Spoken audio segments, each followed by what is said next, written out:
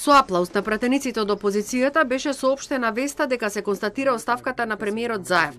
Со неговата оставка во оставка е целата влада која технички ќе ги извршува функциите до изборот на нов владин кабинет. Очигледно, она што не ви успеа тогаш со 61 глас, сега аплаудирате за она што дадена оставка. Меѓутоа,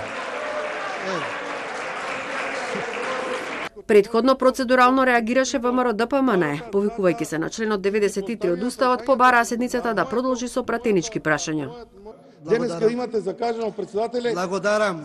10 секунди. Имате закажано 4 седници на кои што треба да дојдат и да присуствуваат истите министри, на кои што денеска на пратенички прашања вие од владеачкото множество им забранивте да присуствуваат. Благодарам. Ова е скандал затоа што не може да присуствуваат на пратенички прашања, а ќе продолжите и денес до понеделник со пратенички прашања. Оставка на премиер подразбира оставка на цела влада, а според процедурите ќе треба да го дочитате членот 219, членот 220 од Деловникот, што собранието треба да констатира престанок на мандат на собранието на прва наредна седница, на владата уствари, престанок на мандат, а таа влада, на која што и престанува мандат по однос на оставка на премиер, по член 93 од Уставот, е должна да продолжи технички да врши работи до избор на нова влада.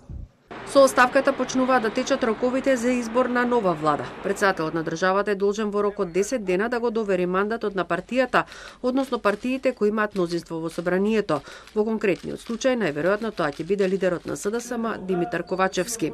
Мандатарот е должен во рок од 20 дена да му поднесе на собранието програма и да го предложи составот на владата. Седницата за избор на владата се одржува во рок од 15 дена од денот на приемот на предлогот за состав на владата и програмата. Расправата трае 2 дена. Во партиите во тек се внатре-партиски консултации за изборот на новиот владин кабинет кој се очекува да се избере до средината на јануари.